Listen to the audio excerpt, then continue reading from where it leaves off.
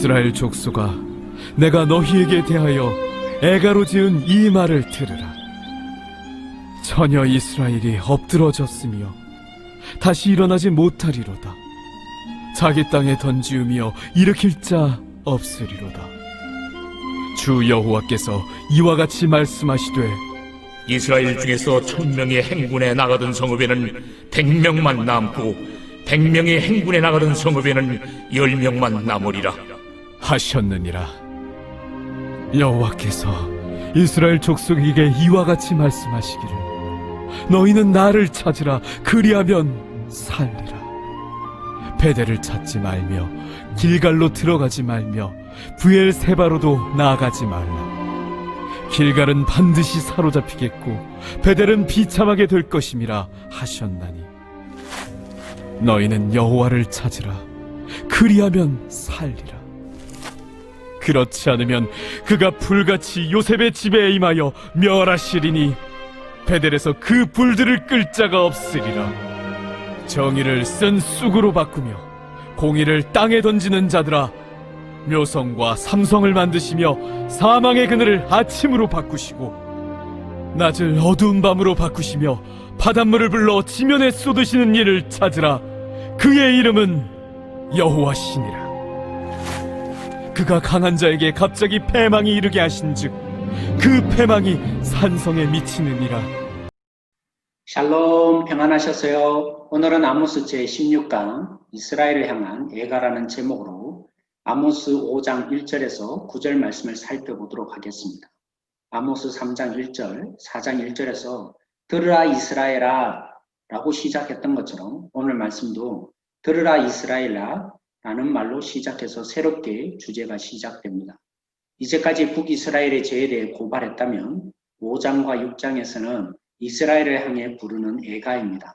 4장 12절에 이스라엘을 만나기 위해 하나님이 준비하시고 오신다면 이스라엘에게는 구원이 아니라 죽음이요 파멸이었습니다. 오늘 본문은 바로 그 주제를 다루고 있습니다. 본문으로 돌아가 보십시다. 하나님이 심판주로 파멸과 재앙을 가지고 오시는 소리를 들었던 아모스는 애곡하지 않을 수 없었습니다. 멀쩡하게 살아있는 사람을 앞에 놓고 그를 애곡하는 장면은 매우 충격적입니다. 한창 때 아직 꽃도 피기 전에 처녀가 쓰러져 죽었다는 것입니다.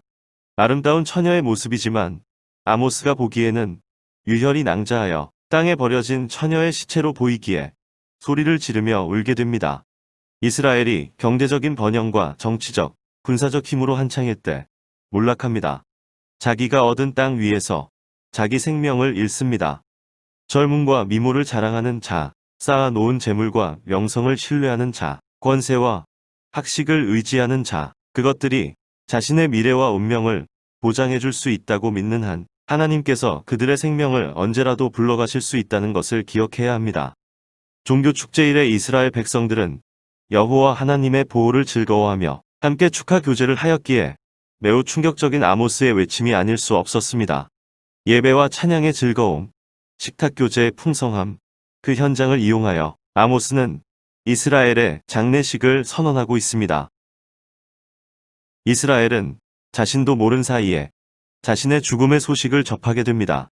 적국의 군인들에 의해 처절하게 유린당한 처녀가 시체로 길거리에 던져진 것과 같은 형편이 이스라엘이 될 것입니다. 하나님의 심판은 집요하고도 철저할 것입니다. 번성하던 도시가 초토화되어 인적이 끊길 것이며 이방 나라들은 마음대로 하나님의 백성을 유린할 것입니다. 성중에 죽음의 그림자만 깃들 것입니다. 처녀 이스라엘을 위해 애곡할 사람마저 없게 될 것입니다. 이스라엘은 잘못된 신학과 그릇된 신앙적 열정에서 벗어나야 합니다. 하나님을 찾아야 합니다. 그분이 누구인지, 무엇을 원하는지를 알아야 합니다. 하나님을 아는 지식이 없어 망한다고 부르짖었던 호세아처럼 종교센터는 하나님에 대해 가르쳐 주어야 하는 곳이 아닙니까? 하지만 종교 전통을 고집하고 형식에만 집착하며 어떻게 운영할 것에만 신경 쓰는 교회와 성소라면 생명의 하나님과는 전혀 관계가 없다는 것을 기억해야 합니다. 4장 4절에 등장했던 베델과 길갈에 대해 다시 언급합니다. 북이스라엘의 대표적 성소였던 베델과 길갈은 자신들의 안녕과 안전을 보장받을 수 있다고 생각했던 성스러운 곳이었습니다. 그곳을 찾기만 하면 불확실한 미래가 보장되고 그곳에서 기도만 하면 어려운 난국을 타개할 수 있다고 이스라엘 백성들은 믿었습니다. 아니, 그들의 종교 지도자들이 그렇게 믿도록 조작하고 가르쳤습니다. 대중은 그런 신학에 중독되었고 본질보다는 형식을 추구하게 되었습니다. 종교는 이제 우상숭배가 된 것입니다. 자기들이 원하는 하나님을 만들어 놓고 숭배하는 강도의 소굴이 된 것입니다. 예배란 살아계신 하나님을 만나는 일이 아닌가. 자신들의 죄악을 회개하고 구원이 하나님으로부터 온다는 것을 고백하는 행위가 아닌가. 하나님이 떠나버린 성소는 더 이상 하나님의 집이 아니었습니다. 길갈은 돌로 지은 건축물에 불과했습니다. 그러므로 베델은 하나님의 집이 아니라 베다웬, 불법의 집에 불과했습니다. 북이스라엘 백성의 종교적 열심은 국경을 넘어 남유다에 있는 또 다른 성소 브엘세바까지 종교적 순례를 하도록 했습니다. 그러나 자기 욕심을 따라 조작하는 그 어떤 종교센터도 그들에게 구원을 제공하지 못합니다.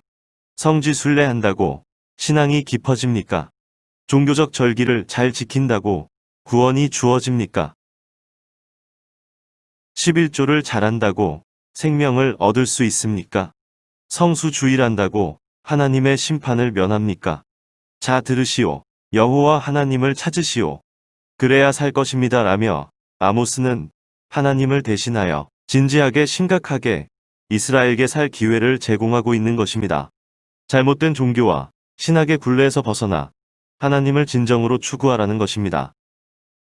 하나님의 심판의 메시지는 이스라엘로 회개에 이르게 하여 하나님의 재앙을 취소하게 하려는 것이었습니다. 하지만 이스라엘은 돌이키지 않았고 이스라엘의 죄악은 너무나 커서 하나님의 심판이 절대 변개하지 않게 되어버렸습니다. 그 누구도 하나님의 이 엄청난 결심을 번복할 수 없게 되었습니다. 7장에 보게 될 텐데요. 선지자의 중보도 힘을 상실할 만큼 이스라엘의 죄들이 하늘을 찔렀습니다. 하나님의 심판을 당연히 받아야 할 이스라엘의 운명이 되었습니다. 다가오는 심판을 번복하거나 질소할 수 없습니다. 그럼에도 불구하고 심판 속에서 살아남을 길을 오늘 본문은 제시한 것입니다. 하나님을 찬양하고 있는 8절과 9절은 5장 전체의 중심 구절입니다. 하나님을 권능의 창조주로 이 세상을 관장하고 유지하시는 분으로 찬양하고 있습니다. 높은 곳보다 더 높은 곳에 있는 묘성과 삼성을 신이 만드신 분이십니다. 하나님은 천체를 주관하여 밤낮을 바꾸시는 분이십니다. 비도 주관하십니다. 곡식도 그분이 맺게 하십니다. 바닷물을 하늘에 불러올려 땅바닥에 쏟아붓는 분이십니다. 이 위대한 분은 하나님 여호와이십니다. 그러니 우리가 세상에 산다는 것은 창조주에 의존해야 하는 것을 의미합니다.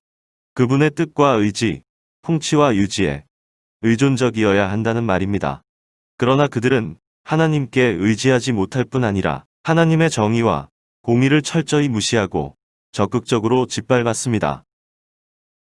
그들이 단단히 쌓은 산성, 물질적 권력의 산성은 보다 더 강한 자의 폭력에 의해 파괴될 것입니다.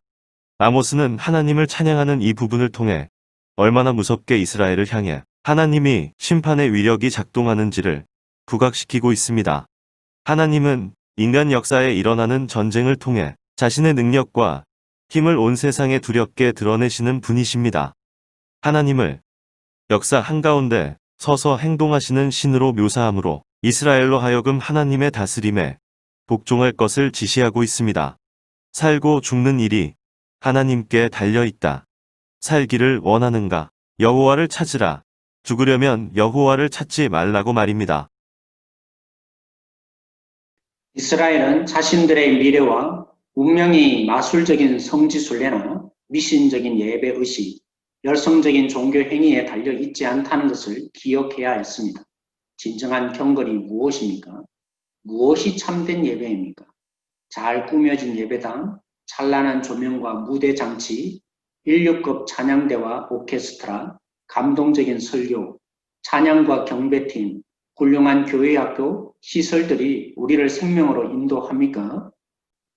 야고보서 1장 26절 27절 말씀입니다. 누구든지 스스로 경건하다 생각하며 자기 혀를 제갈 물리지 아니하고 자기 마음을 속이면 이 사람의 경건은 헛것이라. 하나님 아버지 앞에서 정결하고 더러움이 없는 경건은 곧 과와 과부를 그 환난 중에 돌보고 또 자기를 지켜 세속에 물들지 아니하는 그것이니라. 하나님의 공의를 다 자신에게 퍼부어 십자가에 죽고 사단을 이기신 예수님을 믿어 새로 지어진 하나님의 자녀라는 신분에 맞게 합당하게 사는 것이 진정한 경건입니다. 그러니 야고보가 말한 대로 정직과 진실을 추구하며 가난한 과부와 고아, 소외된 사람들과 장애인들과 같은 이웃을 돕고 사는 것이 하나님의 기뻐하시는 경건이요 예배입니다. 예배당을 찾지 말고 하나님을 찾으라는 아모스의 권고를 다시금 귀담아 들으십시다. 우리가 오늘 말씀을 생각하며 함께 기도하기를 원합니다. 심판받는 자리를 알지라도 살 수 있는 기회를 주시는 하나님, 예가를 통해서 이 아모스가 그 살 길로 돌아오라. 그러면 너희가 살 것이다. 하나님을 찾아라. 그러면 너희가 살 것이라는 이 말씀, 예수님이 이 땅에 오셔서 아모스보다도 더 큰 울음으로 이 땅을 부둥켜 안고 우시지 않았습니까? 무너지는 그 성전을, 화려한 성전을 바라보시며 우셨던 예수님, 오늘 우리를 향해서도 예수님이 우시며 말씀하고 있는 것 아닐까요?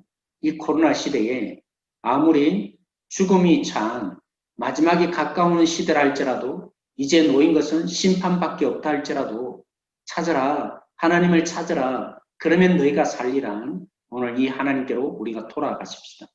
하나님을 깊이 경험하는 자리로, 그래서 우리도 이 땅을 향해서 하나님의 그 울음으로 함께 울어주는 자 우리가 되어주십시다. 기도하시겠습니다. 내 백성이 나를 떠나 오늘 우리가 그런 성전과 같은 돌아섰지만 정말 화려하게 주님께서 지으셨지만 내 사랑이 내 백성을 우리도 이전에 이 땅을 향해서 포기 못하니 내 모든 것 내어주고 나